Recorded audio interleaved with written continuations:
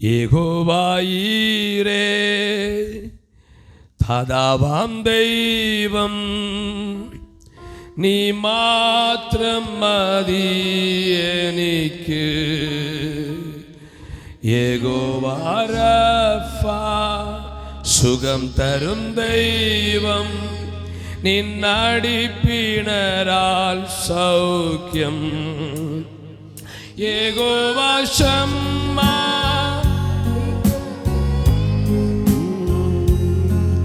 N தேவையெல்லாம் சந்திப்பி. யெகோவ ஷம்மா என் கூட இருப்பி. என் தேவை நல்ல கையை உயர்த்தி நீ மாத்திரம் மதி, நீ மாத்திரம் மதி, நீ மாத்திரம். சபையார் இணைந்து சொல்லுங்க, பிள்ளைகள் எல்லாரும் கையை உயர்த்தி. ஓ எனக்கு நீ மாத்திரம் மதி, நீ மாத்திரம் மதி. ஒரு முறை கூட நீ உலகத்துல வேறொரு நம்பிக்கை எனக்கு வேண்டாம். நீ மாத்திரம் போதும், நீ மாத்திரம் போதும், நீ மாத்திரம் போதும். தொடர்ந்து எங்களோடு பேசும் அடியரை மறைத்து வெளிப்படும் வசனத்தை தீவிரமாய் சொல்ல கிருபத்தார். இயேசுவின் மூலம் ஜெபங்கள் நல்ல பிதாவே, ஆமென். இயேசு உயிர்த்தெழுந்தார், அது 100% உண்மை. எருசலேமில் போனால் இன்னைக்கும் அவருடைய கல்லறை திறக்கப்பட்டிருக்கிறது. அவர் இங்கே இல்லை, தாம் சொன்னபடி உயிர்த்தெழுந்த வாசகம் அங்கே பொறிக்கப்பட்டிருக்கிறது. சரி, இயேசு உயிர்த்தெழுந்துட்டார். இயேசு உயிர்த்தெழுந்தபடினால தான் அந்த நம்பிக்கை நமக்கு உருவாகிறது. அல்லேலூயா. நாம் வாசித்தோம், முதலாம் உயிர்த்தெழுதல் அப்படின்னா உயிர்த்தெழுதல் 1, உயிர்த்தெழுதல் 2 அப்படின்னு அர்த்தம். முதலாம் உயிர்த்தெழுதலுக்கு பங்குள்ளவன் ஒவ்வொருவரும் தன் தன் வரிசையில் உயிர்ப்பிக்கப்படுவார். ஃபில்அப் பண்ணுங்க. முதற் பலனானவர் சொல்லுங்க, முதற் பலனானவர் கிறிஸ்து. இயேசு கிறிஸ்து உயிர்ப்பிக்கப்பட்டிருக்கிறார். அடுத்து நம்ம கியூல நின்று இருக்கிறோம். நமக்கு முன்ன மரித்தவர்கள் எல்லாரும் கியூல நிற்கிறாங்க. எதுக்குன்னா ரெண்டாவதாக நாம் உயிர்ப்பிக்கப்படும்படிக்கு. உரலை சொல்லுங்க பாப்பா. இயேசு மரித்து அடக்கம் பண்ணப்பட்டு உயிரோடு எழும்பினது நமக்கு ஒரு பெரிய நம்பிக்கை இருக்கிறது. நாமும் ஒரு நாள் மரித்து அடக்கம் பண்ணப்பட்டு 3ஆம் நாள் கிடையாது, அவர் வரும்போது உயிரோடு எழும்புவோம். கையை உயர்த்தி அல்லேலூயா. நம்முடைய கல்லறைகளும் திறக்கப்படும். அல்லேலூயா. நம்முடைய கல்லறை அப்போ இருந்தால் சோத்திரம். நமக்கு இப்போ குகை கல்லறை கிடையாது, மண் தானே. கல்லறைகள் திறக்கப்படும். மக்கள் எல்லாம் கல்லறை தோட்டத்தில் பார்த்து வேடிக்கை பார்த்துட்டு இருப்பாங்க. கல்லறை திறந்துருக்குது. அந்த பேர் சொல்ல சரோஜாக்களா காணும். சரோஜாங்க இருக்கிறாங்களா? சரி, வேறு சரோஜாக்களை காணும். கல்லறை திறந்துருக்குது, அந்த டேவிட்டை காணும். கல்லறை திறங்குது, அந்த அந்த ஆபேல நாடாரை காணும். கல்லறை திறந்த ஸ்காய் நாடாரை காணும். அப்படின்னு கல்லறையில் எல்லாரும் வேடிக்கை பார்த்துட்டு இருப்பாங்க. அவங்க கிறிஸ்துவுக்குள் மரித்திருந்தால் கல்லறை எல்லாம் பொட்டி எழும்பும். எவ்வளவு டைல்ஸ் மார்பிள் போட்டு கட்டினாலும் அது உடையும் என்பதற்கு அடையாளமாக அந்த பெரிய கல் உருண்டு ஓடினது. ஒரு அலை சொல்லுங்க பாப்போம். கல்லறைகள் திறக்கப்படும். எத்தனை பேர் விசுவாசிக்கிறீங்க? கிறிஸ்தவன் நம்பிக்கை கிட்ட உலகத்துள்ள எந்த மதத்துடைய நம்பிக்கை கிட்ட வர முடியாது. ஆமென். மரித்து அடக்கம் பண்ணப்பட்டு இயேசு. ஆகவே உயிர்த்தெழுதல் என்கிற ஒரு சத்தியம் வேதம் மட்டும் சொல்லுகிறது. அல்லேலூயா. தேவனுடைய பிள்ளைகளே, வெளிப்படுத்த 20:6 வாசிக்கும் போது வாசிங்க. வெளிப்படுத்த 20:6. முதலாம் உயிர்த்தெழுதலுக்கு பங்குள்ளவன் பாக்கியவானும் பரிசுத்தவானுமாய் இருக்கிறான். சரி, முதல் உயிர்த்தெழுதல வரணும்னா அடுத்து என்ன அர்த்தம்? 2ஆம் உயிர்த்தெழுதல் 1 சொல்லுங்க, 1 இருக்கு. முதலாம் உயிர்த்தெழுதல பங்குள்ளவன் எப்படிப்பட்டவனா? துன்மார்க்கனும் துரோகிமா பரிசுத்தவானும். பிரதேஷ் கவனிங்க, எப்படி இருக்கிறான்? பாக்கியமா இருக்கிறான். ஏன் பைபிள் என்ன சொல்லுதுன்னா, முதலாம் உயிர்த்தெழுதல உயிர்த்தெழணும், அதுக்கப்புறம் இருக்கக்கூடாது. ஏன்னா வசனம் 6 படி வசனம் 12 வாசிங்க. மரித்தோராகிய சிறியோரையும் பெரியோரையும் தேவனுக்கு முன்பாக நிற்க கண்டேன். அப்பொழுது புஸ்தகங்கள் திறக்கப்பட்டன. ஜீவ புஸ்தகம் என்னும் வேறொரு புஸ்தகம் திறக்கப்பட்டது. அப்பொழுது அந்த புஸ்தகங்களில் 14 வசனம் வாசிங்க. அப்பொழுது மரணமும் பாதாளமும் அக்கினி கடலே தள்ளப்பட்டன. இது 2ஆம் மரணம். ஊரல சொல்லுங்க பாப்பா, எத்தனாவது மரணம்? 2ஆம் மரணம். கவனிங்க, முதலாவது ஒரு உயிர்த்தெழுதல் எப்படின்னா, கவனிங்க, இயேசுவின் எக்கால சத்தம் தொனிக்கும் போது மரித்து உயிரோடு எழும்புவான். அடுத்த ஒரு உயிர்த்தெழுதல், உலகத்தில் உள்ள எல்லாரும் உயிரோடு எழும்புவாங்க. எத்தனை விசுவாசிக்கிறீங்க? இப்போ மரண தருவாய் இருக்கிறவர்கள் சொல்கிறத கேட்டிருக்கிறேன். செத்து போன அக்கா வந்தா, அண்ணன் வந்தா, பாட்டி வந்தா. நம்ம ஊரில் ஒரு அம்மா இருந்தாங்க, நம்ம சர்ச்சுக்கு வந்துட்டு இருந்தாங்க. அவங்க பலவீனத்தில் இறந்துட்டாங்க. அவங்க ஒரு முறை மரண பலவீனத்தில் இருக்கும்போது எங்களிடத்தில் ஒரு சொப்பனம் பார்த்தோம் பாஸ்டர் அப்படி சொன்னாங்க. நான் கேட்டேன், என்ன சொப்பனம் பாஸ்டர்? அது வித்தியாசமான சொப்பனம். என்னென்னா, ஆமாம், எங்கள் ஊர் கல்லறை தோட்டத்தில், ஒரு கல்லறை தோட்டத்தில் கஞ்சி காய்க்கிறாங்க. கஞ்சி காய்க்கிற யாருன்னா ஒருத்தர் பேர் சொன்னாங்க. சொன்னால் நீங்கள் சிரிப்பீங்க, நான் பேர் சொல்லலை. மரித்த ஆணும் பெண்ணும் கஞ்சி எல்லாரும் தீமுட்டுறாங்க, கஞ்சி காய்க்கிறாங்க. அங்கிருந்து ஒரு ஆள் கூப்பிடுது, நீ வா கஞ்சி காய்க்கு. கல்லறை தோட்டத்தில் மரித்த எல்லாரும் சேர்ந்து கஞ்சி காய்க்கிறாங்களா? இது ரியல் கிடையாது, ஒரு சொப்பனம். ஆனா ஒரு நாளில் மரித்த எல்லாரும் கஞ்சி காய்க்க வர மாட்டாங்க. தேவனுக்கு முன்பு நியாய தீர்க்கும்படி வரிசை நிற்பாங்க. ரேஷன் கடையில் நிற்கிறது போல, ஆதாருக்கு ரெடி பண்ண நிற்கிறது போல எல்லாரும் ஒரு நாள் எழும்பி வருவாங்க. அங்கே மைனி எப்படி சோமா இருக்கிறது கேட்க முடியாது. ஐயோ ஹெட் மாஸ்டர் கூப்பிடுறான்னு சொன்ன உடனே இந்த பிள்ளைகள் கையை வரைச்சி என்ன சொல்ல போறா தெரியலேன்னு இருக்கிறது போல நம் வரிசையில் நின்று வேதனைப்பட்டு கொண்டே இருப்போம். ஐயோ அந்த அக்காவுக்கு அந்த நியாய தீர்ப்பா, அவங்களுக்கு அந்த நியாய தீர்ப்பா, எனக்கு எப்படி தெரியலன்னு சொல்லி அக்கம் பக்கம் பார்க்க மாட்டோம். கண்ணை மூடிட்டு இயேசுவே கிருபையான்னு கேட்டுக்கொண்டிருப்போம். அதில் அங்கே பழக்கம் பேச எப்படி நல்லா இருக்கிற சோமா இருக்கிறீங்களா, கண்டு நிறைய ஆளாச்சு, ஒன்றுக்கு இடமில்லை. ஒரு நாள் வரும், இயேசுவை நீங்கள் நம்பாவிட்டால், முதலாம் உயிர்த்தெழ போகாவிட்டால் நீங்க பார்க்க தான் போறீங்க. எல்லாரும் இந்த கல்லறையோட சில இருக்கிறாங்க.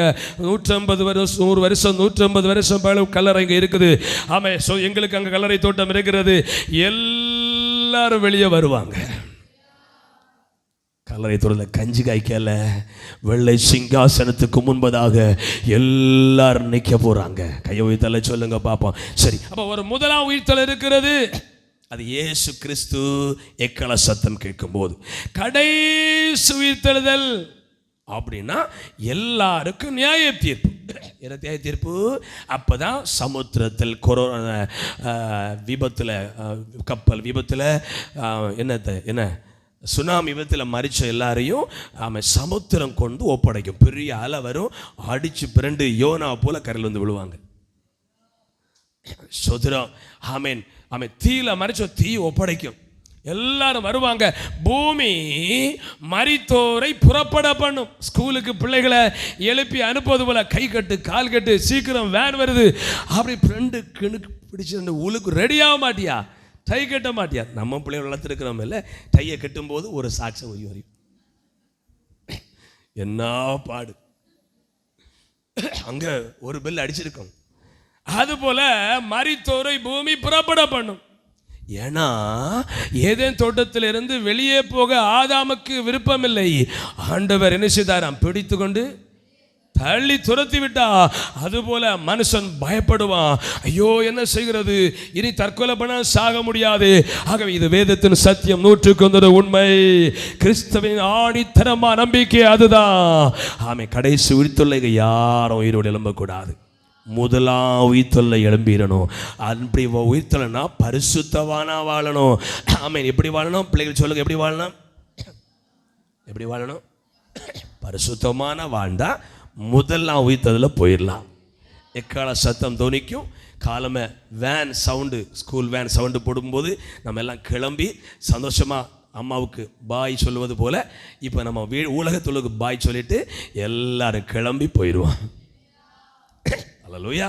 அப்போதான் அன்னைக்கு காலை செய்தி மொபைல், வாட்ஸ்அப், இன்ஸ்டாகிராம் எல்லாத்திலும் காணவில்லை எல்லாரும் போய் கொடுப்பாங்க. புருஷன் ரட்சிக்கப்படலைன்னா என் மனைவியை காணலை, எங்கே ஓடிட்டாரு தெரியும், பிள்ளைகளும் சேர்ந்து காணலை, கம்ப்ளைண்ட் பாக்ஸ் எல்லாம் நிறைஞ்சிடும். உண்மை நடக்க போகுது. ஆமாம், எல்லாம் கம்ப்ளைண்ட் பாக்ஸ் எல்லாம் நிறைஞ்சிடும். காணலை கம்ப்ளைண்ட் பார்த்தா ஆமாம் போலீஸ் ஸ்டேஷன், எல்லா போலீஸ் ஸ்டேஷன் காணவில்லை. அப்போ தான் வேதத்தை ஆராய்வங்களாம், கிறிஸ்தவன் பிரசங்கித்தபடி இயேசு வந்துட்டாரு. ஒரு அலை சொல்லுங்க பார்ப்போம். அல்லேலூயா.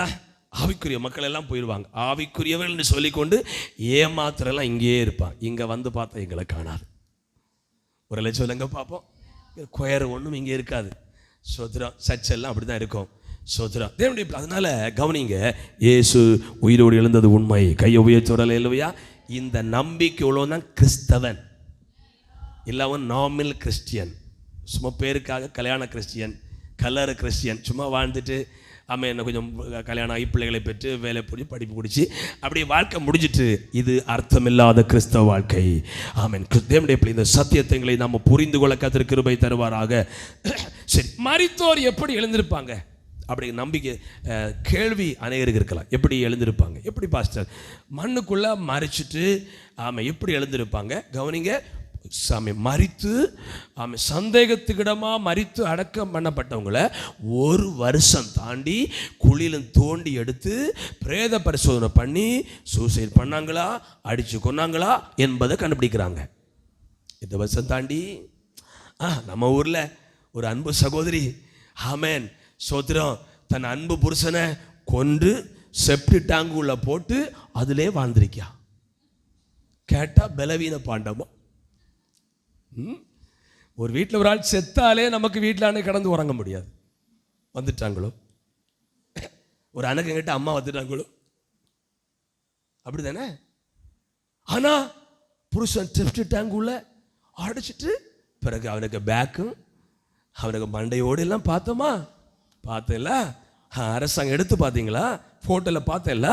அப்படி இருக்கும் என்றால் இது தேவனுடைய வல்லமை, நம்முடைய உயிரோடு வருவார். அதுக்கு பவுல் என்ன சொல்றான்னா, ஒரு மரித்தவன் எப்படி உயிரோடு வர? 1 கொரிந்தியர் 15:35 வாசிங்க. 1 கொரிந்தியர் 15:35. ஆகிலும் மரித்தோர் பைபிளை திருப்புங்க. எப்படிப்பட்ட சரீரத்தோடு வருவார்கள், எப்படி உயிர்த்தெழுவார்கள், எப்படிப்பட்ட சரீரத்தோடு வருவார்கள் என்று ஒருவன் சொல்வானாகில் புத்தியினனே, சொல்லுங்க, புத்தியினனே, நீ விதைக்கிற விதை செத்தால் ஒழிய உயிர்க்க மாட்டாதே. நீ விதைக்கிற போது இனி உண்டாகும் மேனியை விதையாமல் கோதுமை அல்லது மற்றொரு தானியத்தினுடைய வேறு விதையை விதைக்க போதும். தேவன் சித்தத்தின்படி அதுக்கு ஒரு மேனியை கொடுக்கிறார். இப்ப நம்ம பல கலர்ல பல ரூபத்துல நம்ம முகம் எல்லாம் வித்தியாசமா ஒவ்வொரு ரூபத்தை ஆண்டவர் வேறுபடுத்தி படைச்சிருக்கிறார். நம்ம உயிரோடு எழும்போது இந்த சரீரத்துக்கு அவருடைய சித்தத்தின்படி ஒரு மேனியை கொடுப்பார். கைவித்தலை சொல்லுங்க பார்ப்போம். சத்தமா சொல்லுங்க. அல்லேலூயா. அவருடைய சித்தத்தின்படி ஒரு மேனியை கொடுப்பார். விதை வகை ஒவ்வொன்றிற்கும் ஒரு மேனியை கொடுப்பார். கையை உயர்த்தி சொல்லுங்க பார்ப்போம். ஆமை சோதனை. அப்ப எப்படியா நம்ம மரித்து அடக்கம் பண்ணப்படுவோம்? அதான் கல்லறை தோட்டம். என்ன தோட்டம்? ஆண்டவர் நிறைய பிள்ளைங்க சுடுகாடு இடுகாடா? நமக்கு கல்லறை தோட்டம். தோட்டத்தில் என்ன இருக்கும் சொல்லுங்க? தோட்டத்தை எப்படி சொல்லுவோம்? ஏதேன் தோட்டம், கெத்செமனே தோட்டம். தோட்டத்தில் என்ன இருக்கும்? இப்ப நம்ம கல்லறை தோட்டம் நம்ம அங்க விதைச்சிருக்கிறோம். இதை விதைக்கிறோம் மண்ணுக்கு மண்ணாய், சாம்பலுக்கு சாம்பலாய், புழுதிக்கு புழுதி. சிலர் இப்போதான் ரெடியா இருப்பாங்க மண் வாரி சாபம் போட மண்ணா. சிலருக்கு ஒரு பயம், மண்ணு வாரி போடாட்டா சொந்தக்காரன் என்னும் ஒன்றும் நினைக்க மாட்டாங்க. அடுத்து வெட்டி இறக்க சகோதரமா ரெடியாக இருப்பாங்க. நான் அப்படி பட அடக்காரனை கூப்பிட்டா இந்த சரீரத்தை மண்ணுக்கு மண்ணாய், புழுதிக்கு புழுதியாய், சாம்பலுக்கு சாம்பலாய் ஒப்பு கொடுக்கிறேன். இயேசு வரும்போது இவர் உயிரோடு எழும்பி வருவார்கள். கையை உயர்த்தி சத்தமுறை அல்லேலூயா. சரி, அப்போ கல்லறை தோட்டத்தில் ஒரு விதையை விதைக்கும் போது வருவது போல அடக்கம் பண்ணப்பட்ட ரட்சிக்கப்பட்ட பிள்ளைகள் முதலாம் உயிர்த்ததில் எக்கால சத்தம் கேட்கும்போது உயிரோடு எழும்பி வருவார்கள். ஆமேன். அது இன்னொரு வசனம் சொல்லு, 42ஆம் வசனம், அழிவுள்ளதாய் விதைக்கப்படும். எப்படி விதைக்கப்படும்? கனவீனம் உள்ளதாய் விதைக்கப்படும். நாங்கள் அடக்கிற அன்னைக்கு போவோம், சிலரை பார்த்து சில சரியமெல்லாம் சோத்திரம். எங்கள் அம்மா தான் சொல்கிறேன், எங்கள் அம்மா 90 கிலோ, 100 பக்கம் உண்டு. ஆமாம், அவங்கள வெயிட் பண்ணால் அந்த முள் அத்தம் தட்டி நிற்கும். ஆனால் அவங்க மறிக்கும்போது நல்லா வெயிட்டு குறைஞ்சிட்டாங்க பலகீனத்தினால. ஆமேஷ், அவங்க பல்லெல்லாம் ஒட்டி போய் கூடெல்லாம் ஒட்டி போய் சோத்திரம் இருந்தாங்க. ஆனால் இது கனவீனமுள்ளதாய் நோய் பிடிச்ச சரமாய் விதைக்கப்படும், கனமுள்ளதாய் இழந்திருக்கும். ஒரு அல்ல சொல்லுங்க பாப்பா. பலகீனமுள்ளதாய் சுகர், கார், பிரஷர் என்னெல்லாம் விதைக்கப்படும். ஆமீன். பலமுள்ளதாய் எழும்பிருக்கும். கிறிஸ்துவ நம்பிக்கைக்கு ஒரு அல்ல சொல்லுங்க பாப்பா. சரி, தேவனுடைய பிள்ளைகளே, முதலாம் உயிர்த்தெழுதலுக்கு நாம் பங்குள்ளா இருக்கணும். சரி, இதை குறித்து 3-4 பகுதியில் தியானிக்க. எல்லாம் கையாசைத்து ஒரு அல்ல சொல்லுங்க பாப்பா. இயேசு உயிர்த்து விட்டார், அல்லேலூயா. ஜீவிக்கிறார், அல்லேலூயா. மரித்த இயேசு உயிர்த்து விட்டார், அல்லேலூயா. மன்னன் இயேசு ஜீவிக்கிறார், அல்லேலூயா. அல்லேலூயா, ஜீவிக்கிறார், அல்லேலூயா. அல்லேலூயா, ஜீவி சத்தமா, அல்லேலூயா, ஜீவிக்கிறார், அல்லேலூயா. அல்லேலூயா, ஜீவிக்கிறார். மரித்த இயேசு உயிர்த்து விட்டார், அல்லேலூயா. மன்னன் இயேசு ஜீவிக்கிறார், அல்லேலூயா. சத்தம் எல்லாரும் சேர்ந்து, மரித்த இயேசு உயிர்த்து விட்டார், அல்லேலூயா. அறிக்கை பண்ணுவோம். மரணம் அவரை தடுத்து நிறுத்த முடியவில்லையே.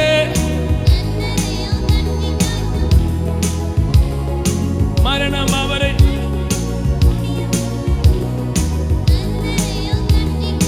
முடியவில்லையே. யூத சிங்கம் கிறிஸ்து ராஜா வெற்றி பெற்றாரே. யூத சிங்கம் கிறிஸ்து ராஜா வெற்றி பெற்றாரே. சோர்ந்து போன மகனே நீ துள்ளி பாடிடு. சோர்ந்து போன மகனே நீ துள்ளி கைய வேண்டி. அல்லேலூயா, நல்லா சௌர வரலாறு சேர்த்து கைய வேண்டி. அல்லேலூயா, ஜீவிக்கிறார், அல்லேலூயா, ஜீவிக்கிறார், அல்லேலூயா, ஜீவிக்கிறார். மரித்த இயேசு உயிர்த்து விட்டார், அல்லேலூயா. ஜீவிக்கிறார், அல்லேலூயா. மரித்த இயேசு, அல்லேலூயா. மன்னன் இயேசு, சத்தமா ஹல்லேலூயா. ஆமென்.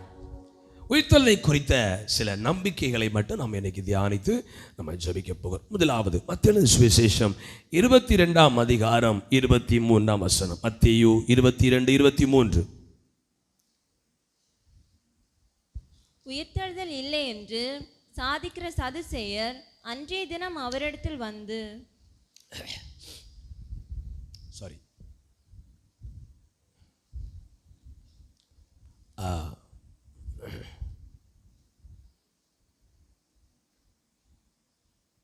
அப்போஸ்தலர் நடபடிகள் முதல் வார்த்தை 17ஆம் அதிகாரம் 32ஆம் வசனம். அப்போஸ்தலர் 17:32. மரித்தோர் உயிர்த்தெழுதலை குறித்து அவர்கள் கேட்ட பொழுது சிலர் இகழ்ந்தார்கள், சிலர் நீ சொல்லுகிறதை இன்னொரு வேளை கேட்போம் என்றார்கள். அத்தனை பட்டணத்தில், ஆமென், ஒரு பட்டணத்தில் பவுல் பிரசங்கிக்கும் போது பைபிள் சொல்ல அப்போஸ்தலர்கள் கிறிஸ்துவின் உயிர்த்தெழுதலை குறித்து பலமாய் சாட்சி கொடுத்தார்கள். அப்படி ஒரு இடத்துல சாட்சி கொடுக்கும்போது உயிர்த்தெழுதலை குறித்து சொல்றாங்க. கவனிங்க, எதை குறித்து சொல்றாங்க? மரித்தோருடைய உயிர்த்தெழுதலை குறித்து சொல்லும்போது சிலர் இகழ்ந்தார். அப்ப இன்றைக்கு ஒரு கூட்டம் இருக்குது.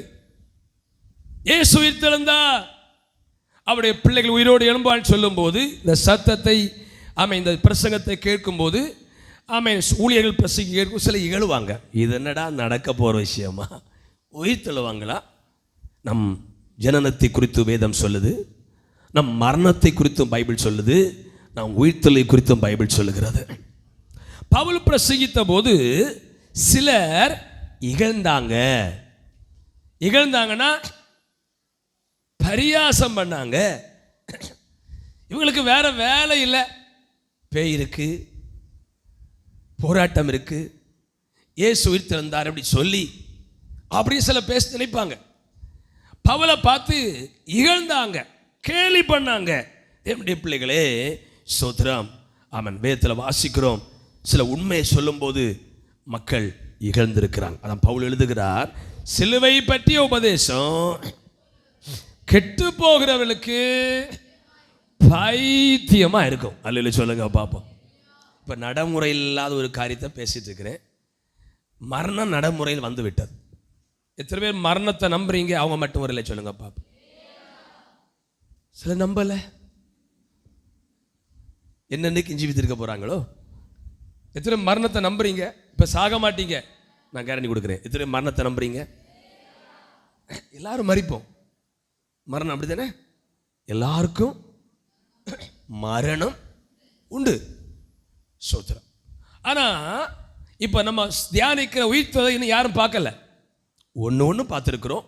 அப்போஸ்தலர் பார்த்தாங்க, அதை பலமாக சாட்சி சொல்லியிருக்கிறாங்க.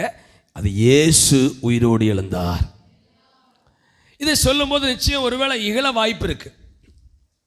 ஏன்னா ரட்சிக்கப்படுகிற பிள்ளைகளுக்கு கைகளுக்கு ஸ்தோத்திரம் பண்ணுவோம். ஏன்னா இயேசு எப்போது வருவார், நம்ம உயிரோடு எழுப்பி கொண்டு போவார். அது விசுவாசியாத மக்களுக்கு பைத்தியமா இருக்கும். அல்லேலூயா, ஸ்தோத்திரம். நான் இப்படி நம்புறேன். நோவா வந்து சொன்னார், ஏன்னா அந்த சுனாமி வந்தபோது ஆம்புலன்ஸில் வந்து போலீஸ்காரங்க மெக்காஃபோனில் அடுத்த சுனாமி வருகிறது, எல்லாரும் பாதுகாப்படுத்த போங்க என்று சொன்னபோது நிறைய மக்கள் அதை பார்த்த ஒருவர் சொன்னார், அப்படியே வீடெல்லாம் திறந்து டிவி ஓடிட்டு இருக்கு, பீரோ திறந்துருக்கு, சாப்பாடெல்லாம் அப்படி இருக்குது, படிச்சுட்டு ஐயோ நாங்கள் எங்கே போவோம் அப்படின்னு அலறிக்கொண்டே ஓடுனாங்களாம். இதே போல் நோவா சொல்கிறாரு, ஒரு பெரிய ஜலப்பிரளயம் வரப்போகுது. என்ன சொல்லியிருப்பாங்க? இது வயசு குழப்பமோ பக்திய குழப்பம்னு தெரியல. இது பக்தி முத்துனதுனால இப்படி பேசுகிறாங்களோ அப்படி தெரியல அப்படின்னு நோவாவை கேலி பண்ணாங்க. இப்போ திரு ஜலப்பிரளயத்தை நம்புறீங்க? ஒரு நாள் இரவினிலே வெள்ளம் வந்தது, உயர உயர தண்ணீர் வெள்ளம் ஏறி சென்றது, சகல ஜீவராசிகளும் மாண்டு போனது, நோவின் வம்சம் மட்டும் காக்கப்பட்டது. நோவா தாத்தா பேழைய பார்த்து கேலி செய்தனராம், மக்கள் கிண்டல் செய்தனராம். சொல்லுங்க பாப்போம். அப்போ இந்த முருங்கோலை இருந்தது, நம்ம இங்கே யாரும் இல்லை, இந்த இடம் எப்படி நமக்கு தெரியாது. அப்போ இங்கு உள்ளவர்கள் இருந்திருப்பாங்க, நிறைய மக்கள் இருந்திருப்பாங்க. நேரே நம்ம பொத்த மலைக்கு போயிருப்பாங்க. அங்கே மலைக்கு யாரை போயிருப்பாங்க. அங்கேருந்து மச்சான் மைனி வாருங்க நம்ம பாதுகாப்பாக போவோன்னு சொல்லியிருப்பாங்க.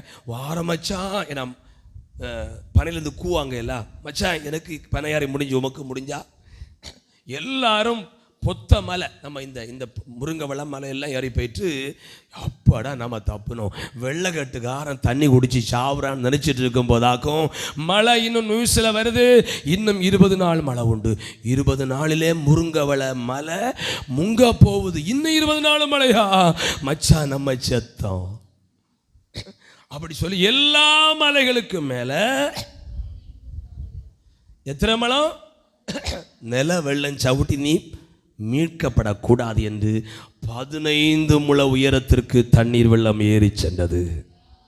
மலையில் சில மலைகளில் ஆமை பல ஆயிரக்கணக்கான ஆண்டு முன் செத்த மிருகனுடைய எலும்போடு கண்டுபிடிச்சிருக்கிறாங்களாம். அப்போ இந்த கடலிலே குளத்திலே வாழுகிற விலங்கு எப்படி வந்து கண்டுபிடிச்சா, ஜலப்பிரளயம் வந்தபோது அந்த மிருகங்கள் அங்கே சிக்கி தவித்தவைகள் கண்டுபிடிச்சிருக்கிறாங்க. அப்போ இன்றைக்கு கொஞ்சம் நாம் நம்புகிறோம், ஏன்னா பல இடத்துல ஜலப்பிரளயம் வருது. ஆமாம், அன்னைக்கு யாரும் நம்பலை, கேலி பண்ணாங்க. லோத்து தன்னுடைய பிள்ளைகளை திருமணம் பண்ண போகிற மருமக்களை பார்த்து, ஆண்டவர் இந்த பூமியை தண்ணியை தீல அழிக்க போறார். என்னத்தில் அழிக்க போறாரு? எங்க வீட்டில் அடுப்பே எரியல, தீ வச்சா இதெல்லாம் எரியுமா? ஆமென். லோத்து கூப்பிடார். மருமக்களுடைய பார்வைக்கு பரியாசமா. மாமா என்ன தீயா? அது என்ன? சும்மா இருங்க மாமா, சும்மா நீங்க ஒரு மாதிரி பேசாதீங்க அப்படின்னு கிண்டல் பண்ணி விட்டாங்களா. அவங்க எல்லாம் தீயில கருகி செத்தாங்க. இன்னைக்கு முதல்ல ஒரு சத்தியத்தை சொல்றேன். பவுலுடைய காலத்தில் உயிர்த்தெழுதலை குறித்து சொல்லும்போது அநேகர் இகழ்ந்தாங்க. இன்னைக்கு வேத சத்தியத்தை புரிந்து கொள்ள முடியாமல் வேதத்தை இகழுகிற ஒரு கூட்டம் வாழ்ந்து கொண்டே இருக்கிறார்கள். இகழுகிற மக்கள் இகழ்ந்து கொண்டே இருக்கட்டும், பரிசுத்தமாக இன்னும் பரிசுத்தமாகட்டும். ஆமென். துன்மார்க்கமாய் வாழுகிறவன் இன்னும் துன்மார்க்கமாய் வாழட்டும். ஒரு நாள் எல்லாத்துக்கும் ஒரு முடிவு வருகிறது. தேவனுடைய பிள்ளைகளே, அப்போ உயிர்த்தலை குறித்து சொல்லும்போது இகழுகிற ஒரு கூட்டம். அது எப்படி? நம்ம எல்லாம் மண்ணுக்குள்ள கொண்டு வச்ச பிறகு, ஆமாம், கண்ணு காலு மூக்கு எல்லாம் சிதைந்து போன பிறகு எப்படி உயிரோடு வருவோம்? அதுதான் ஒரு விதையை கொண்டு உள்ள வச்சா அது கெட்டு கெட்டு கெட்டு ஒரு புதிய முளை விளைத்தெழும்பும். அதுபோல கர்த்தர் சொல்லுங்க, தம்முடைய சித்தத்தின்படி ஒரு மேனியை கொடுப்பார். எப்படி சொல்லி தரட்டா? இப்போ என்ன சொல்றது, விஞ்ஞானத்து முன்னேற்றத்தினால காது நீண்ட நாய், வால் இல்லாத நாய், காது நீண்ட ஆடு, ஃபக்கா ஒரு அதுக்கு முகத்தெல்லாம் பார்த்தாலே தண்ணி இறங்காது ஒரு நாய். எங்கள் ஒரு தெரிஞ்ச பாசம் விடுது, அது பார்க்கும்போது எனக்கு நீங்கி போட சொல்லும். அதுக்கு முகத்தை பார்த்தாலே பின்ன வீட்டில் கட்டி தூக்கி விடலாம், கம்போர் கிடைச்சாது ஒரு நாய். இதெல்லாம் எப்படி இருக்கிறாங்க? அவங்க ஏதோ மருத்துவ ரீதியாக செய்து எடுக்கிறாங்க. இதெல்லாம் எடுக்கட்டும், இனி மனுஷனையும் அப்படி தான் மாற்ற போகிறாங்களா? நல்ல ஒரு மூக்கு தந்திருக்கிறா, இனி மூக்கு எப்படி போல இருக்கு. நாக்க வெட்டி கிழிக்கிறா. அல்லேலூயா, சோதரா. ஆமே, குட்டிகளை போல கொண்டை கட்டுறான், கம்மல் போடுறான், பூ காது வரை வந்தாச்சு, இனி தலையில வைப்பான். இனி மொத்தத்தில் குழப்பம்தான், எல்லாம் தலை குழம்பி தான் தெரியுது. ஆனால் இயேசு அவருடைய சித்தத்தின்படி நமக்கு மேனியை கொடுப்பார். ஒரு சொல்லுங்க பார்ப்போம். அக்கா நீங்களா? வெளிநாட்டில் சில வரும்போது எப்படி இருப்பாங்க? வந்து ஒரு 3 மாதம் இந்திய சாப்பாடில் சுருங்கியே போவாங்க. நம்ம தான் சொல்லியிருக்கிறேன், பிரதர் உங்களை எனக்கு ஆளு தெரியல, பெரிய ஒரு செயின், ஒரு ப்ரைஸ்லெட், அந்த ஸ்ப்ரே மனம், அந்த ட்ரெஸ்ஸு, 6 மாதம் லீவில் 3 மாதத்தில் ஆளை புஷ்ஷுன்னு போய். நானும் மஸ்கட்டு ஒழித்து போனோம். 21 நாளில் குடமண்டிலாம் வந்துட்டு வந்து பார்த்தா 2 வாரத்தில் போச்சு. அல்ல சொல்லுங்க பார்ப்போம். அப்போது மேனியை கர்த்தர் கொடுக்கும்போது நம்மளை அடையாளமே தெரியாது. சத்தமாக சொல்லுங்க அல்லேலூயா. அவருடைய சித்தத்தின்படி மேனியை கொடுப்பார். எல்லாம் கையை கொட்டி கர்த்தரை தோத்திரம் பண்ணுவோம். சரி, நம்முடைய சத்தியம் என்னன்னா, உயிர்த்ததலை கொடுத்து கேட்டபோது இகழுகிற ஒரு கூட்டம் இருக்குது. அதெல்லாம் நடக்காது. மரித்தவன் தலை வடக்கா தக்கையா? கைத்தலை சொல்லுங்க பார்ப்போம். நீங்கள் மருதுகுச்சி அங்கே ஒரு ஸ்கூல் இருக்குது, பேர் என்ன? மிக்கேல் ஸ்கூல் இருக்குது. அதுக்கு இப்புறம் போகும்போது வலது பக்கம் 2 கல்லறைகள் கட்டி மண்டபம் கட்டி விட்டுருக்கு. அப்போது நான் கேட்டேன், இது என்ன அப்படின்னு. அப்போது பிள்ளைகள் சொன்னாங்களா, ஓய் இங்கே உமா கல்லறை வச்சப்படாது, எங்களுக்கு வீடு கட்டணும். அந்த அப்பா பயங்கர ஹார்டானால உயிரோடு இருக்கும்போதே கல்லறை மண்டபம் கட்டி ஸ்லாப் போட்டு விட்டுருக்கு. ஊரார் என்ன சொன்னாங்க தெரியுமா? கிழவர் ஃபஸ்ட்டு செத்தாதான் கல்லறில் இடம். சோத்திரம். ஏன்னா இவர் செத்தப்புறம் அம்மாவுக்கு இவர் ஃபஸ்ட் செத்தா இங்கே வைக்க மாட்டாங்க, அடுத்த கல்லை தோண்டி தான். ஏன்னா பிள்ளைகளுக்கு பிற்புல வச்சுருக்குறாங்க. இப்போ அவர் கல்லறை சொல்லுங்க ரெடியாக இருக்குது. ஸோ தோண்டி எல்லாம் எடுக்க வேண்டிய அவசியம் இல்லை, கொண்டு போட்டு ஸ்லாப் மூடிடலாம். அவர்களே சொல்லுங்க பார்ப்போம். தேவனுடைய பிள்ளைகளை கவனிங்க. சோத்திரம். ஆமென். உயிர்த்தெழுகிற தேவன் சீக்கிரமாய் வரப்போகிறார். சரி, ஆமென். ஆண்டவருடைய உயிர்த்தெழுதலை சில இகழ்ந்தார்கள், சில பரியாசம் பண்ணாங்க. ஒரு நாள் நாம் உயிரோடு எழும்ப போகிறோம். அல்லேலூயா. சரி, முதலாவது உயிர்த்தெழுதலை குறித்து என்ன செய்தாங்க? எல்லாம் சொல்லுங்க, இகழ்ந்தாங்க. சோத்திரம். இரண்டாவது மத்தேயு சுவிசேஷம் 22:23. உயிர்த்தெழுதல் இல்லை என்று சாதிக்கிற சதுசேயர் அன்றைய தினம் அவரிடத்தில் வந்து. சரி, முதலாவது கூட்டம் எப்படி? பக்கத்துல கை கொடுத்து கேளுங்க, நீங்க எழுகிறீங்களா? கொஞ்சம் நம்பிக்கை வந்திருக்கா? ஆமை, நீங்க நம்பினா உங்களை கர்த்தர் உயிரோடு எழுப்புவார். ஒரு கூட்டம் இகழுது. சோத்திரம். இன்னொரு பக்கம் சொல்லணும், கவனிங்க. நம்முடைய ஜெயலலிதா அவர்களுடைய சொத்து குவிப்பு வழக்கில் சசிகலா அவர்களை ஜெயிலில் போட்டு முழுத்திரியெல்லாம் செய்ய வச்சாங்க. கோர்ட் என்ன சொல்லி தெரியுமா?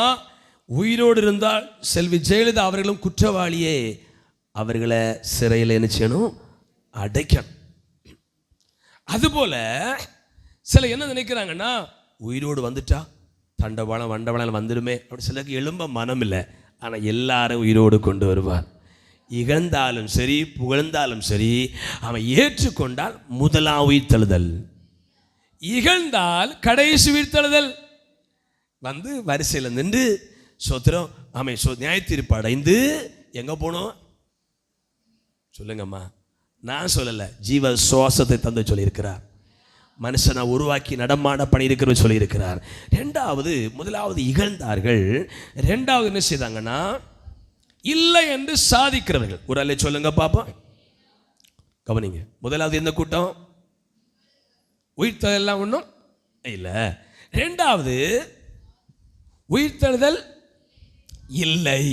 இது ஒரு ஆபத்தான கூட்டம். உயிர்த்தெழுதல் இல்லை என்று சாதிக்கிறவர்கள். கையை உயர்த்தி சொல்லுங்க பாப்போம்.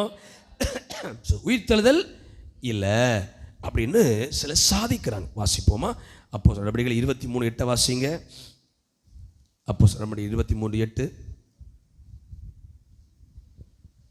எண்ணத்தினால் என்றால் சதுசேயர் உயிர்த்தெழுதல் இல்லை என்றும் தேவதூதனும் ஆவியும் இல்லை என்றும் சொல்லுகிறார்கள்.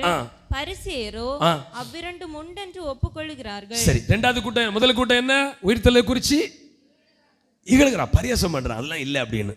அவங்களுக்கும் கடைசி உயிர்த்தெழுதல் வாய்ப்பு உண்டு.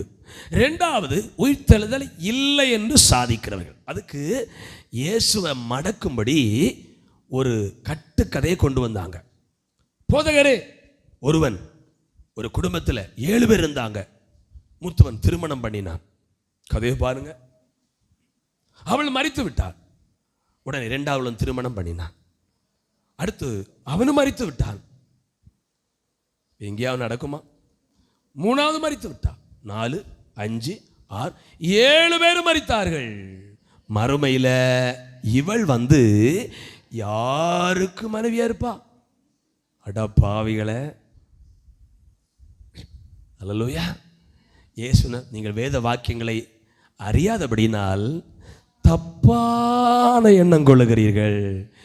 மறுமையில் கொள்வனையும் சொல்லுங்க, கொள்வனையும் கொடுப்பனையும் இல்லை. அவர்கள் தேவதூதலை போல இருப்பார். கையை கொட்டி எல்லாரும் ஆண்டவரை ஸ்தோத்திரம் பண்ணுவோம். கையா செய்து அல்லேலூயா. அப்ப உயிர்த்தெழுதல் இல்லை அப்படின்னு சொல்லும் தவறு. ஏன்னா இயேசு உயிரோடு எழுந்திருக்கிறார். எத்தனை உயிர்த்தெழுதலை நம்புறீங்க? நம்புற மட்டும் ஜோர் அவர்களை சொல்லுங்க பார்ப்போம். நம்பினா பக்கத்தில் சொல்லுங்க, நம்பினா முதல் உயிர்த்தெழுதல்ல சந்தோஷமாக போகலாம். பிள்ளைகளை ஆரம்பத்தில் ஸ்கூலுக்கு விடும்ப 1-2 நாள் எனக்கு பேக் வேணும், ஸ்நாக்ஸு பாட்டில் எல்லாம் தந்து, அது ஸ்நாக்ஸ் எல்லாம் கொண்டு 1 நாள் நடந்து போகிற பார்த்தாலே சிரிப்பாக இருக்கு. அடுத்து ஃபஸ்ட்டு போனால் உறக்கம் தானே, முட்டையெல்லாம் சாப்பிடு உறக்கம். அடுத்து ஹோம் ஒர்க்கு அப்படி இப்படி நெருக்கும்ப, அம்மா நான் போகலை. அதுபோல் முதல்ல உயிர்த்தெழுதல் ஆரம்ப வகுப்பில் அங்கே தூக்கி எடுத்துறிய டீச்சர் மாதிரிலாம் இருப்பார், ஆயாபடியெல்லாம் இருப்பாங்க. ஒரே கொஞ்சத்தில் தான் அந்த பிள்ளைக்கு எப்போ ஸ்கூலுக்கு போன ஆசை இருக்கும். ஹோம்ஒர்க்கு கண்டிஷன் அப்படியெல்லாம் பண்ணும்போது இது போல் முதலாம் உயிர்த்தெழுதல் அப்படி போகிறது போல தான். ஒரு சொல்லுங்க பாப்பாம். ரெண்டாம் உயிர்த்தெழுதல் ரொம்ப கஷ்டமாக இருக்கும், ஏன்னா நியாயத்தீர்ப்படிபடி வரிசையில் நிற்கணும். ஒரு சொல்லுங்க பாப்பாம். ஆகவே ரெண்டாம் உயிர்த்தெழுதலை அவங்க நம்பலை என்று வேதம் சொல்ல. 1 Corinthians 15:17 வாசிங்க. 1 Corinthians 15:17. கிறிஸ்து எழுந்திராவிட்டால் உங்கள் விசுவாசம் வீணா இருக்கும். நீங்கள் இன்னும் உங்கள் பாவங்களில் இருப்பீர்கள். இயேசு உயிரோடு எழும்பலைன்னா நம்ம இன்னும் எங்க இருப்போம்? பாவத்தில் இருப்போம். ஆனால் இன்னைக்கு பாவத்தில் கர்த்தர் நம்மை விடுதலையாக்கி இருக்கிறார். அதுவே இயேசு உயிரோடு எழும்புறதுக்கு சாட்சியா இருக்கிறது. சரி, ஏன் உயிர்த்தல் இல்லை இல்லை இல்லை என்று சொல்றாங்கன்னா பவுல் அதை அழகா விளக்குறார். 15ஆம் அதிகாரம் 1 Corinthians 15:19 வாசிங்க. எல்லாரும் சேர்ந்து வாசிப்போமா? 1 Corinthians 15:19. இம்மைக்காக மட்டும் கிறிஸ்துவின் மேல் நம்பிக்கையுள்ள இருந்தால் எல்லா மனுஷரை பார்க்கிலும் பரிதபிக்கப்படத்தக்கவளா மாறுவோம். நம்ம ஏன் உயிர்த்தல் இல்லைன்னு சொன்னாங்கன்னா நம்பிக்கைலாம் எதுக்கு சொல்லுங்க? நம்பிக்கைலாம் எதுக்கு? இம்மை என்ன சொல்லுங்க? சரி இருக்கு சொல்லுங்க. இம்மைன்னா உலகத்தில் உள்ளது எல்லாம், வீடு, காரு, பங்களா. அனைவருடைய விசுவாசம் இதுக்குதான், இதுக்குதான் நம்புறாங்க ஆண்டவரை. அல்லேலூயா. இதுக்கு மேல அதான் சுவிசேஷம்.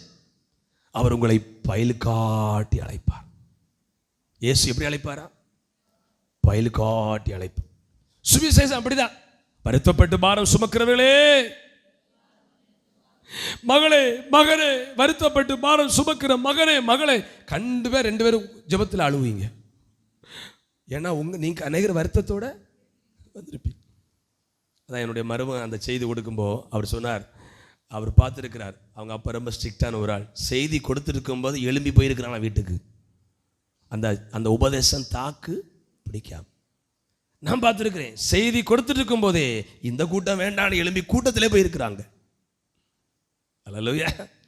சில எழும்பி போட்டு போற வரலாம சர்ச்சைக்கு, ஆனால் அவங்க கூட்டம் நடக்கும்போது எழும்பி போயிருக்கிறான். இந்த உபதேசம் எங்களுக்கு கடினமா இருக்கு. அப்போ அவர் சொல்லும்போது சொன்னார், இயேசு கிறிஸ்து சுவிசேஷம் பிரசங்கிக்கும் போது 5000 7000 கூடி சாப்பாடு. எப்போ உபதேசத்தை சொன்னாரோ ஒவ்வொன்னா கலந்து போகுது. எப்போது?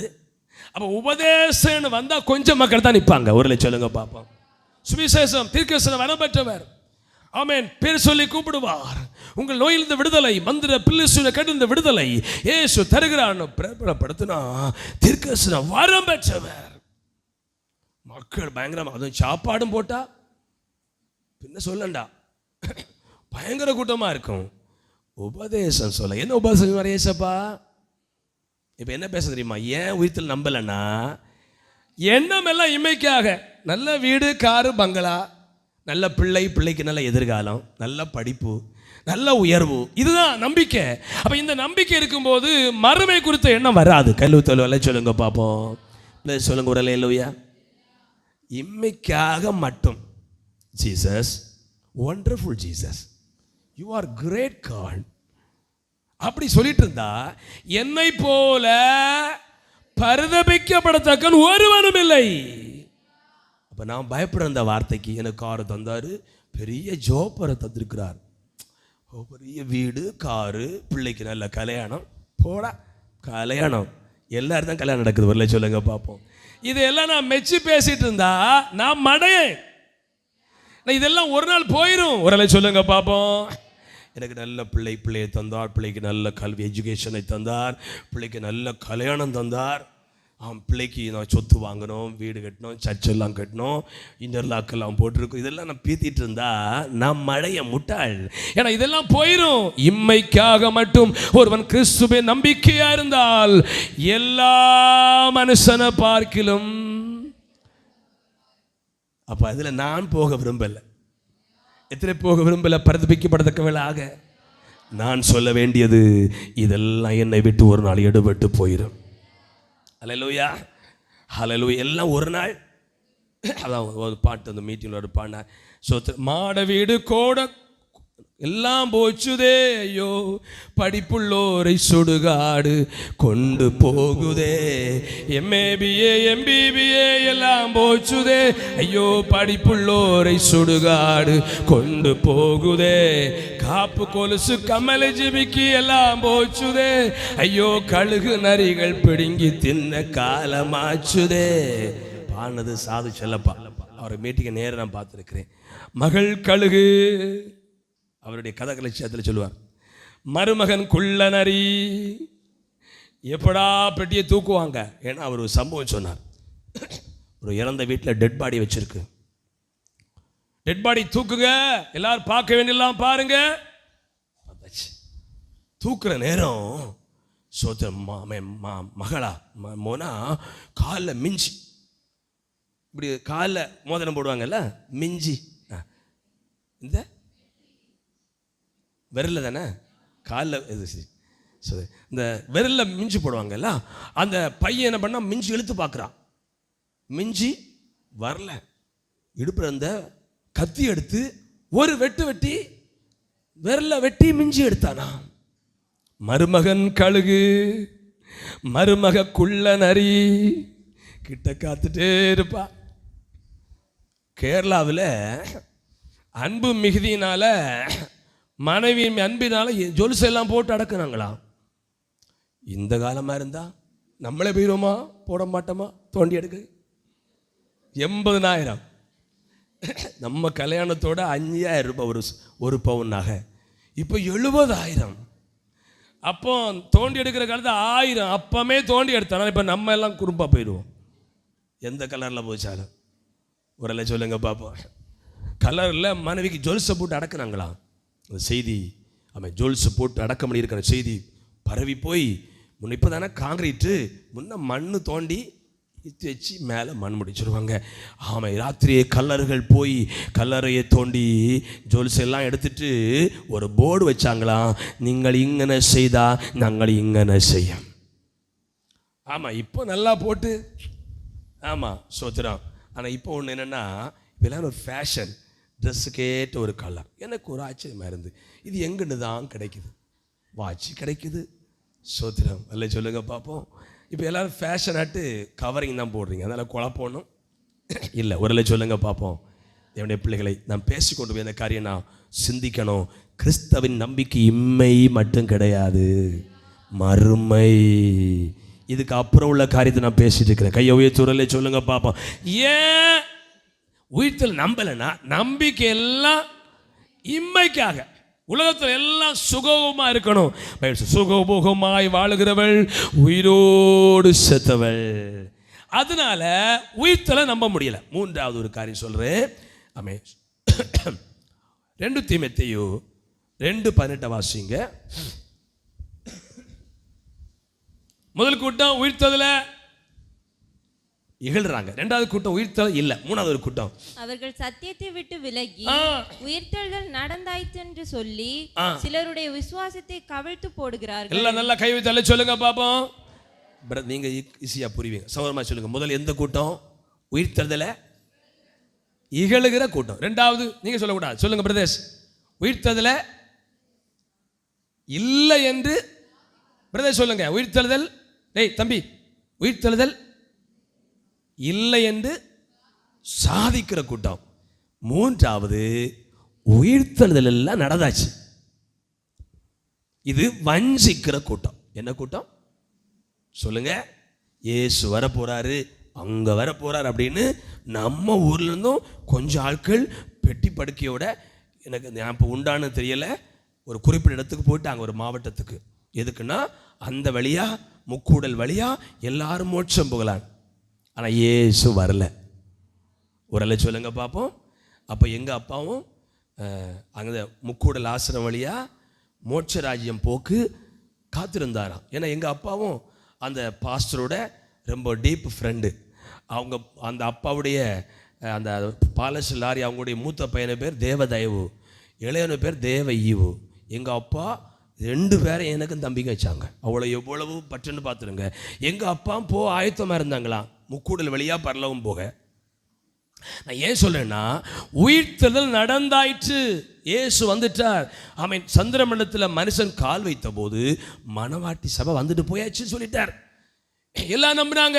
எங்கள் அப்பா சொன்னாராம், ஆண்டவரே அங்கே போகிற யாரை பார்த்தாலும் உருப்படாதவன் தான் போகிறான், இது நடக்காது போல இருக்கு, எனக்கு போகணும், நானும் போவேன், எல்லாம் வித்துட்டான் போவேன், நான் சொத்தை விற்றா நீர்தான் இருக்கு உத்தரவாதி. எங்கள் அப்பாவுக்கு ஃப்ரெண்டு குளிக்கோள் ஒரு ஆள் விற்றாரு.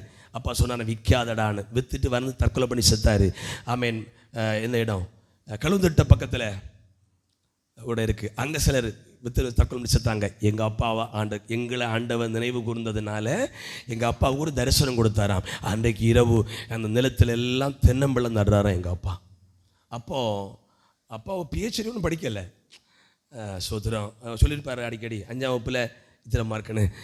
எங்கள் அப்பாவுக்கு எண்ணம் கொடுத்து அப்போ யோசிக்கிறாரு, வருகை இருக்குன்னா ஏன் நான் தென்னம்பழம் நட்டு தெரிகிறேன், அப்போ இது நடக்காதுன்னு போவேல, நாங்கள் தப்புனோம், இல்லைன்னா இப்படியெல்லாம் நம்ம இருந்திருக்கவே மாட்டோம், சபை வேற இருந்திருக்க முடியாது. கவனிங்க. ஸோ அப்போ என்ன சொல்கிறேன்னா, அப்படி நிறைய மக்கள் வெட்கப்பட்டு போனாங்க. சாதனமானு கிடையாது, வெள்ளைக்காரங்க ஆங்கிலேயர்கள் வெட்கப்பட்டு போனாங்க. அற்பமான எங்கள் அப்பாவை வெட்கப்படாமல் கர்த்தர் பாதுகாத்தார். இந்திரா காந்தி அம்மையார் ஆட்சி செய்த காலத்தில் 100க்கும் மேற்பட்ட வெள்ளைக்காரங்க ஆசிரமத்தில் வந்திருந்து இயேசு வராதனால வெளிநாட்டுக்கு போக, ஏன்னா வித்தாச்சு எல்லாம் வழி இல்லாமல் இந்திரா காந்தி கவர்மெண்ட் தான் பணத்தை செலவு பண்ணி வெளிநாட்டுக்கு அனுப்பி வச்சுது.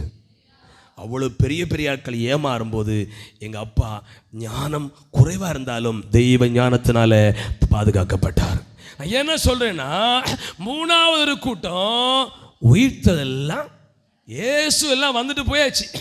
அல்லேலூயா சொல்லுங்க பார்ப்போம், சத்தமாக சொல்லுங்க ஒரு அல்லேலூயா. நீங்கள் இப்போ 7 மணிக்கு இரவிப்பூர் வழி மார்த்தாண்டம் பஸ்ஸுக்கு மேல் ரோட்டை காத்திருக்கீங்க. நீங்கள் 6:30 மணிக்கே போய் காத்திருக்குதியா. யாரும் வந்து சொல்கிறாங்க 6:45 வந்து பஸ்ஸு போயாச்சு. பஸ்ஸு எந்த பஸ்ஸு? 118 ஏதோ ஒரு ஏ பஸ், அவ்வளோ ஏறாதால நமக்கு நம்பர் தெரியாது, ஏதோ ஒரு ஏ பஸ்ஸு போயாச்சு. உங்களுக்கு கண்டிப்பாக மார்த்தாண்டத்தில் ஏதாவது கருத்து போகணும். நீங்கள் சும்மா உங்கள் ஃப்ரெண்ட்ஸாக இருந்தால் சும்மா இருட்டி கலஞ்சு சொல்லாத, இல்லை உண்மையாக சொல்கிறேன், அவங்க போய் சொன்னால் அவங்களுக்கு எப்படி இருக்கும்? இப்படி தான். இயேசு இன்னும் வரல, உயிரோடு எழும்பலை, உயிர்த்தல் நடக்கலை. ஆனால் சிலர் வஞ்சிக்கும்படி உயிர்த்தெழுதல் நடந்தாச்சு, அதனால என்ன செய்யலாம், நம்ம சந்தோஷமா வாழலாம், அதெல்லாம் பாஸ்ட் மாதிரி சும்மா சொல்றாங்க அப்படின்னு ஒரு கூட்டம். கையை உயர்த்தல சொல்லுங்க பாப்போம். என்ன கூட்டம்?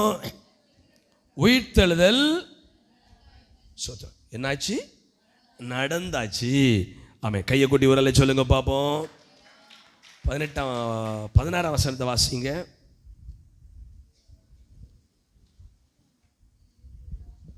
தீமோத்தேயு 2:16.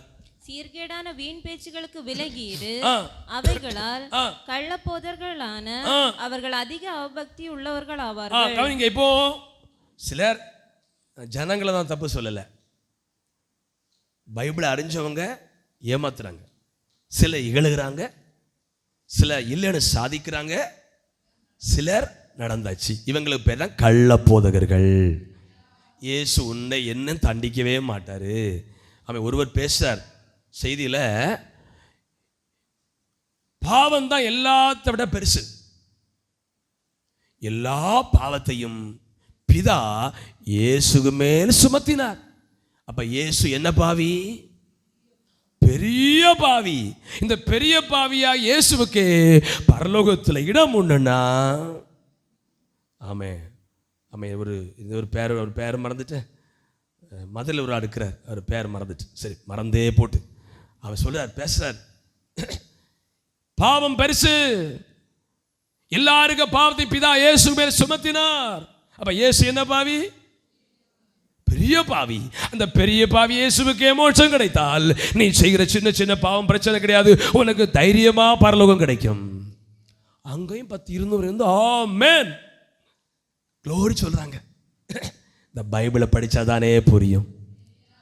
அப்போ சில 3வது குரூப்பு உயிர்த்தல் எல்லாம் என்னாச்சு? எல்லாம் வந்துட்டு போயாச்சு. இனி எல்லாம் நம்ம மனம் போல வாழ்வோம் சொல்றாங்க. இந்த கூட்டம் ரொம்ப ஆபத்து. உரலை சொல்லுங்க பாப்போம். சரி, இது வரைக்கும் வரலன்னா சீக்கிரம் அந்த குரூப் நம்ம ஊருக்கு வரும். பல குரூப் நம்ம ஊரில் இறங்கி இருக்கிறாங்க, தேசமுள்ள போகிறாங்க. இனி அந்த குரூப் வரும். நீங்கள் நம்பாதீங்க, உயிர்த்தெல்லாம் நடந்தாச்சு, அது சும்மா சொல்கிறது, அப்படி ஏமாற்றுவாங்க. 4வது கூட்டம், அதை சொல்லி நான் துரிதமாக முடிக்கிறேன். அப்போஸ்தலர் நடபடிகள் 23:6. பின்பு அவர்களில் சதுசேயர் ஒரு பங்கும் பரிசேயர் ஒரு பங்குமா இருக்கிறார்கள் என்று பவுல் அறிந்து, சகோதரரே, நீங்கள் பரிசேயனும் பரிசேயனுடைய மகனுமா இருக்கிறேன், மரித்தோருடைய உயிர்த்தெழுதலை பற்றிய நம்பிக்கை குறித்து நான் நியாயம் விசாரிக்கப்படுகிறேன். எல்லாம் சத்தமா ஒரு அலையில சொல்லுங்க, நல்லா ஜோரா. நம்ம எல்லாரும் 4வது கூட்டத்துல இருக்கணும். எங்களது கூட்டத்தில் இருக்கக்கூடாது, இல்லைன்னு சாதி கூட்டத்தில் இருக்கக்கூடாது, அதை பொய் பிரச்சாரம் பண்ண கூட இருக்கக்கூடாது. 4வது கூட்டம் உயிர்த்தலை நம்பிக்கை குறித்து நியாயம் தீர்க்கப்படுகிற கூட்டம். எத்தனை நம்பிக்கையா இருக்கிறீங்க? பவுல் சாதாரணமான மனிதனா? ஆமென். பிரைமரி படித்தவரா? இல்லை ஒரு நம்ம பக்கத்துள்ள சொத்துறோம். நாங்கள் படித்த பள்ளிக்கு ஒரு பேர் போட்டுருக்குறான், இங்கே சொல்லக்கூடாது, பொல்லாத ஒரு பேர் போட்டிருக்கிறான். சொத்துறோம், நாங்கள் படித்த ஸ்கூல் ஒரு ஊராக நாங்கள் தெரிஞ்சோம், அந்த பள்ளியில் படித்தவரா? கமாலியலுடைய பாதத்தில் டபுள் PhD. இப்போ பார்த்தா எல்லாரும் படிக்கிறாங்க இன்ஜினியர், PhD. அன்னைக்குள்ள டபுள் PhD தான் கமாலியலுடைய பாதத்தில் படித்தது. ஒரு பெரிய ஐஸ்வர்யவான். அவரை யாரும் பணம் கொடுத்து ஏமாற்ற முடியாது, மூளை செலவையும் செய்ய முடியாது. ஆனால் அவரை கர்த்தர் பிரத்யட்சமாய் தொட்டார். நீ துன்பப்படுத்துகிற இயேசு நானே, முள்ளில் உதைக்கிறது உனக்கு ரொம்ப டேஞ்சர் பவுல் சொல்லி எச்சரித்தா. ஆண்டவரே நீங்க யாரு? நான் இயேசுன்னு சொல்லி ஒப்பு கொடுத்து இப்ப பவுல் போகிற இடமெல்லாம் என்ன பிரசிக்கிறானா, இயேசு உயிரோடு எழுந்தா. மனுஷர்களே, தவறாக வாழாதீங்க, மனம் போல வாழாதீங்க. செத்தவன் தலை வடக்கத்தக்கான வாழாத, நீ மரித்தால் உன்னை உயிரோடு எழுப்புவா. மனிதன் செய்கிற காரியத்தை ஒவ்வொரு நிமித்தமும் வாலிபனே, உன் வாலிபனே, உன் இளமையிலே சந்தோஷப்படு. உன் இருதய உன்னை, பிள்ளைகள் கவனிங்க, இருதய உன்னை அந்த இன்ஸ்டாகிராமில் போகும்போது குறிப்பாகட்டும். நெஞ்சின் வழிகளிலும் கண்ணின் காட்சியிலும் நட, இவை எல்லாவற்றின் நிமித்தம் உன்னை நியாயத்திலே கொண்டு வந்து நிறுத்துவார் என்று அறி. சோத்திரம் எல்லாம் என்ன செய்வார்? கொண்டு. அதுக்கு பேர் என்ன? ஒழுங்கா வந்து ஆஜராட்டா. அதுக்கு பேர் என்ன? வாரண்டு. என்ன பேர்? பிரதர் சொல்லுங்க. என்ன வாரண்டுன்னா? எங்க இருந்தாலும் அவங்கள பிடிச்சு கொண்டு ஒப்படைக்கணும். சோத்திரம். அவங்களுக்கு இன்னைக்கு ஜாமீன் கிடையாது கொஞ்ச நாளத்துக்கு. அப்போ இயேசு எல்லாரும் வாரண்டு, வரமாட்டேன், எனக்கு காய்ச்சல். சிலர் சோத்திரம் போலீஸ் பிடிச்ச உடனே எனக்கு ஹார்ட் ப்ராப்ளம் கூட படுத்துருவாங்க. சிலர் எனக்கு சோத்திரம் இதாக சொல்லிடுவாங்க, நான் ஏதாவது ஹை ப்ரெஷர் லோ ப்ரெஷர்னு. அதனால் வாரண்டு போட்டு கொண்டு நிறுத்துவார். வாலிப தம்பி கவனிச்சிடுங்க, பெரியவங்க கவனிச்சிடுங்க. 4வது ஒரு நம்பிக்கை, உயிர்த்தல் உண்டு. அந்த நம்பிக்கை நிமித்தம் பாடுபடுகிற ஒரு கூட்டம் எத்தனை இருக்கிறீங்க? ஆமே, அது நிந்திக்கப்படுற ஒரு கூட்டம். பவுல் சொல்றாரு, அந்த நம்பிக்கை நிமித்தம் தான் நான் இப்போ நியாயம் தீர்க்கப்படுறேன். ஏன் பவுல நியாயம் தீர்க்கிறாங்க? ஜெயில கொண்டு விட்டாங்க. எல்லாம் கவனிங்க, பிள்ளைகளுக்கு விளையாடாதீங்க, கவனிங்க, பிள்ளைகள் விளையாடாதீங்க, கவனிங்க. எதுக்கு பவுல கொண்டு ஜெயில போட்டாங்க? சரி சொல்லுங்க, எதுக்கு ஜெயில கொண்டு விட்டாங்க?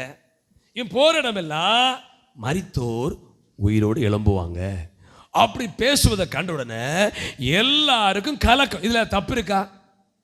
நான் உங்கள் வீட்டுக்கு வந்து சௌரி ஒழுங்காக வாழுங்க, பரிசுத்தமாக வாழுங்க, நீங்கள் செத்தாலும் உயிரோடு எழும்புவீங்க, இதில் தப்பு இருக்கா? இதாக இருக்கா? ஆனால் அவங்களுக்கு தப்பாக கண்டதுனால இவரை குறித்து பொய் பிரச்சாரம் பண்ணுறான்னு ஒரு வழக்கு போட்டு ஜெயில நியாயம் தீர்க்கப்படுறாங்க. பவுல் சொல்றாரு, ஆமை, உயிர்த்தல் உண்டான நம்பிக்கையாகவே நான் நியாயம் தீர்க்கப்படுகிறேன். கையை உயர்த்தி வரலையில சொல்லுங்க பார்ப்போம். 4வது கூட்டம் என்னன்னா, உயிர்த்தல் உண்டு. அந்த முதலாம் உயிர்த்தல்ல நான் போகணும் என்று பிரயாசப்பட்டு எதிரேச்சல் போடுகிற ஒரு கூட்டம். இந்த கூட்டத்தில் நம்ம சபையில் உள்ள எல்லாரும் இருக்கணும். நல்லா கையை கொட்டி ஒரு ஆண்டவரை ஸ்தோத்திரம் பண்ணுங்க. உயிர்த்தல் நம்பிக்கை. கவனிங்க, இந்த நம்பிக்கைக்காக எவ்வளவு பாடுபட்டாங்கன்னு தெரியுமா? மக்கள் கஷ்டப்பட்டாங்க, கல்லறி உண்டார்கள், வாளால் சொல்லுங்க, வாளால் அறுப்புண்டார்கள், நிந்திக்கப்பட்டார்கள், உலகம் அவர்களுக்கு பாத்திரமா இருக்கவில்லை. நான்காவது கூட்டம், உயிர்த்தல் உண்டு, அது நாம் பங்கடையணும், ஆமாம், அதுக்காக என்ன பாடு வந்தாலும் ஏற்றுக்கொள்ள தயாருங்கிற ஒரு கூட்டம். அந்த கூட்டத்தை சேர்த்துக்கொள்ளதான் ஏசப்பா வானம் மேகங்கள் மேலே வரப்போகிறார். எத்தனை பேர் உண்மையா நம்புறீங்க? சீக்கிரம் வரப்போறா. வரைச்சு சொல்லுங்க. முதல் கூட்டம் என்ன கூட்டம்? பிரதர் சொல்லுங்க, என்ன? உயிர்த்தல் இல்லைன்னு சொல்லி. ரெண்டாவது கூட்டம் இல்லைன்னு சாதிக்கிற கூட்டம். மூணாவது நடந்துட்டு உயிர்த்தல் கூட்டம். நாலாவது கூட்டம் என்னன்னா, உயிர்த்தல் உண்டு, அந்த உயிர்த்தல் நான் பங்கடைய வேண்டும் என்று பிரயாசப்பட ஒரு கூட்டம். அந்த கூட்டத்தில் இருக்கிற பிள்ளைகளை சேர்த்துக்குள்ள ஏசப்பா வரப்போறாரு. ஒரு நாள் வரும், ஆமென், எக்கால சத்தம் வானலோ பரலோகத்திலே தோனிக்கும். கையை உயர்த்தி வரலே இல்லையா? எல்லாம் கைகளை கொட்டி ஆண்டவரை ஸ்தோத்திரம் பண்ணுவோம். சத்தம் அல்லேலூயா. அப்படி எழுப்பி நிற்போமா? ஒரு பாடலை பாடி